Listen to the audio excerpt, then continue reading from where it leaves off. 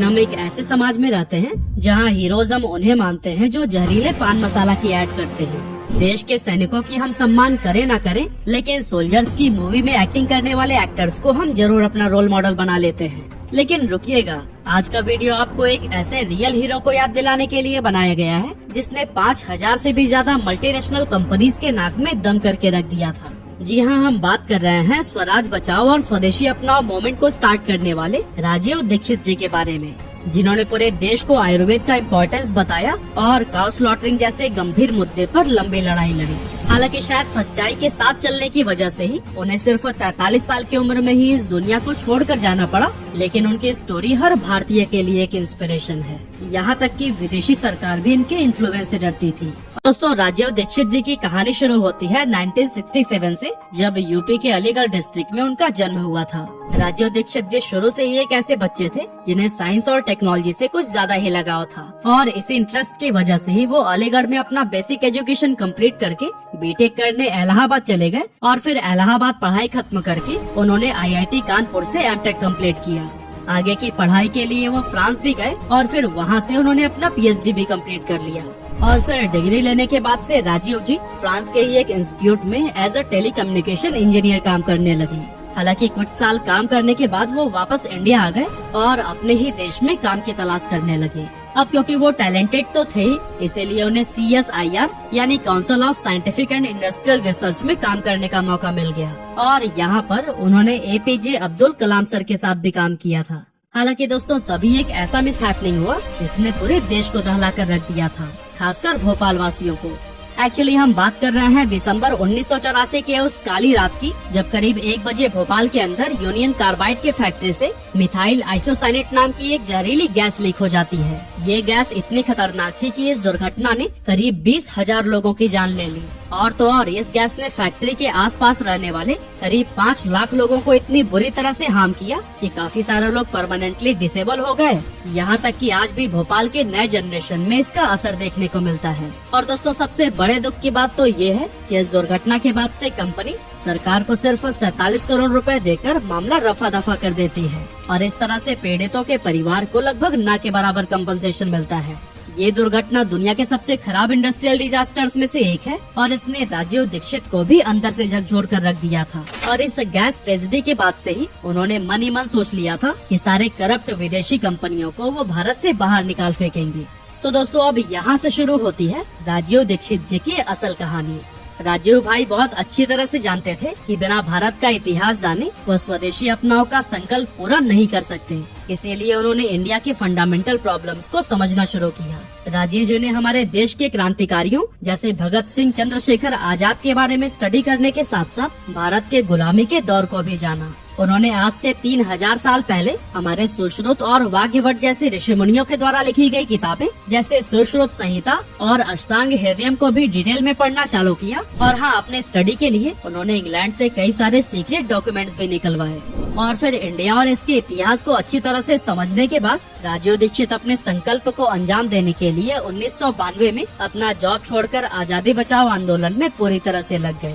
अब दोस्तों, आपके मन में ये सवाल तो जरूर आ रहा होगा कि ये आजादी बचाओ आंदोलन शुरू ही क्यों हुआ था। असल में बात यह थी कि 1991 में इंडिया का इकोनॉमी डूबने के कगार पर था, इसीलिए इंडियन गवर्नमेंट ने इकोनॉमिक लिबरलाइजेशन को इंट्रोड्यूस किया, जिसकी वजह से विदेशी कंपनियों को इंडिया में ट्रेड करने की खुली छूट मिल गई थी। वैसे विदेशी कंपनियों के आने से इंडिया को कुछ फायदे तो जरूर हुए, जैसे लाखों इंडियंस को नौकरी मिलना चालू हो गया, देश भर में पैसे का सर्कुलेशन बढ़ने लगा और इन्हीं वजहों से धीरे धीरे इंडिया का GDP भी ऊपर जाने लगा था। लेकिन वो कहते हैं ना कि एक सिक्के के 2 पहलू होते हैं। एक तरफ विदेशी कंपनियों की वजह से इंडिया का इकोनॉमी बूस्ट हो रहा था, लेकिन दूसरी तरफ इंडिया की अपनी खुद की कंपनी लॉस में जाने लगी थी। इसके अलावा इन विदेशी कंपनियों ने अपनी मनमानी करनी शुरू कर दी थी, जैसे कि बहुत सारे विदेशी FMCG कंपनीज खराब क्वालिटी इंग्रेडिएंट से बनने वाली फूड प्रोडक्ट्स को इंडिया में धड़ल्ले से बेच रही थी।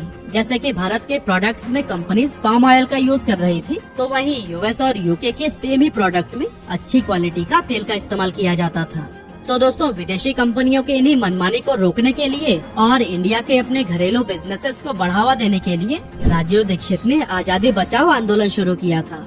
अपने 20 सालों की आजादी बचाओ आंदोलन के दौरान राजीव दीक्षित ने ऐसे बहुत बड़े बड़े काम किए जिसे कोई भी इंसान करने की तो छोड़ ही दीजिए, सोचने की भी हिम्मत नहीं कर सकता था। इस आजादी बचाओ आंदोलन के दौरान राजीव दीक्षित ने लोगों को अपने साथ जोड़ने के लिए छोटे छोटे गाँव से लेकर बड़े बड़े शहरों तक गए और लोगों को एजुकेट करना शुरू किया। बताया जाता है कि राजीव दीक्षित ने अपने जीवन काल में करीब करीब 30,000 से ज्यादा लेक्चर्स दिए थे और इन लेक्चर्स में ज्यादातर वो भारत गुलाम क्यों हुआ, भारत कैसे अभी भी गुलाम है, एलोपैथ की सच्चाई, स्वदेशी को बढ़ावा देना, रसायन मुक्त खेती और भारतीय राजनीति जैसे सब्जेक्ट पर खुलकर बोलते थे। अपने लेक्चर्स में राजीव दीक्षित इंडिया में बने लोकल प्रोडक्ट का यूज करने पर जोर दिया करते थे और विदेशी कंपनियों के द्वारा बनाई गई प्रोडक्ट को न खरीदने की सलाह देते। उनका मानना था कि विदेशी कंपनीज के द्वारा बनाए गए ज्यादातर प्रोडक्ट्स लो क्वालिटी की होती हैं, जिनमें 3 सबसे खराब इंग्रेडिएंट्स भर भर कर डाले जाते हैं, पाम ऑयल, मैदा और चीनी। और इन प्रोडक्ट्स के रेगुलर इस्तेमाल की वजह से हार्ट अटैक जैसी जानलेवा बीमारी का खतरा होता है। इसीलिए राजीव दीक्षित ने बॉर्नवीटा, बूस्ट, हॉर्लिक्स और हेल्थ टॉनिक के नाम पर बिकने वाली चीजों की सच्चाई डेटा और फैक्ट्स के बेसिस पर जनता के सामने एक्सपोज किया है।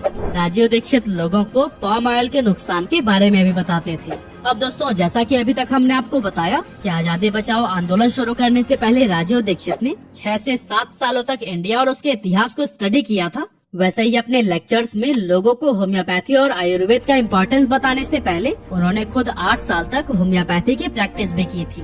और दोस्तों, इससे एक बात तो साफ हो जाता है कि राजीव दीक्षित को सिर्फ लाइमलाइट नहीं चाहिए था, वो तो सच में इंडिया के लोगों को जागरूक करना चाहते थे। राजीव दीक्षित जितना होम्योपैथ और आयुर्वेद को सपोर्ट करते थे, उससे 100 गुना ज्यादा एलोपैथ के खिलाफ थे।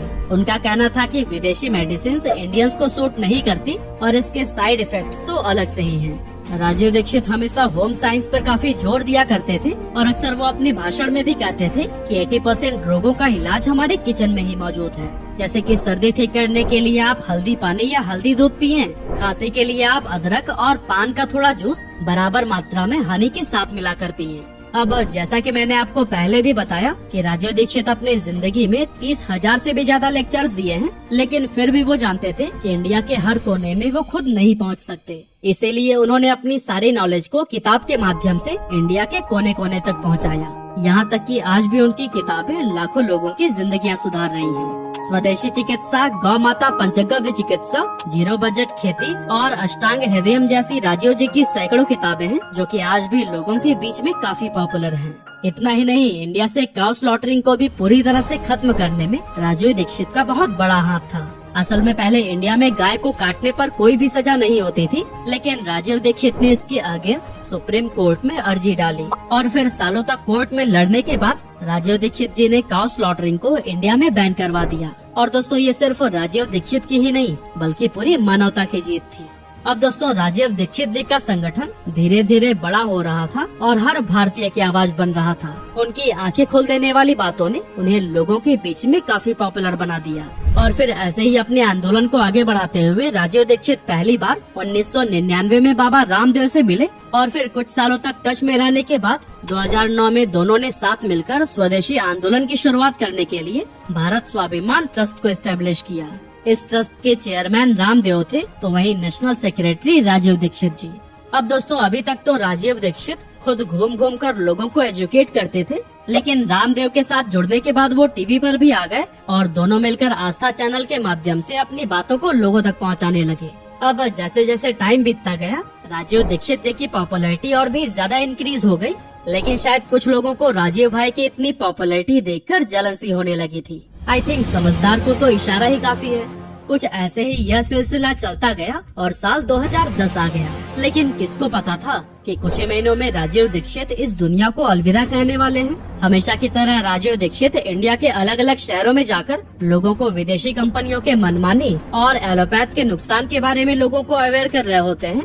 लेकिन 29 नवंबर 2010 को चंडीगढ़ के दुर्ग जिले में राजीव दीक्षित करीब 2 बजे अपना स्पीच खत्म करते हैं और फिर वो दया सागर नाम के एक आदमी के साथ गाड़ी में बैठकर भिलाई के लिए रवाना हो जाते हैं। लेकिन रास्ते में कुछ ही देर के बाद उनकी हेल्थ खराब होने लगती है और फिर दया सागर के पूछने पर वो कहते हैं कि उनके सीने में गैस चढ़ गई है और वो टॉयलेट जाएंगे तो ठीक हो जाएंगे। राजीव दीक्षित जी की बात सुनकर दया सागर ड्राइवर को दुर्ग के आश्रम की तरफ गाड़ी ले जाने के लिए कहते हैं।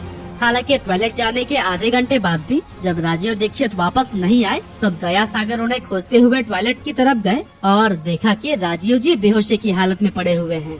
उन्हें तुरंत पास के हॉस्पिटल में एडमिट कराया गया, लेकिन उनका केस सीरियस देखकर उन्हें बड़े हॉस्पिटल में रेफर कर दिया गया। इसके बाद से राजीव दीक्षित को अपोलो हॉस्पिटल ले जाया गया, जहां उनका इलाज तो शुरू हुआ, लेकिन रात 1 से 2 बजे के करीब में डॉक्टर्स ने उन्हें मृत घोषित कर दिया और उनकी मौत की वजह हार्ट अटैक बताई गई।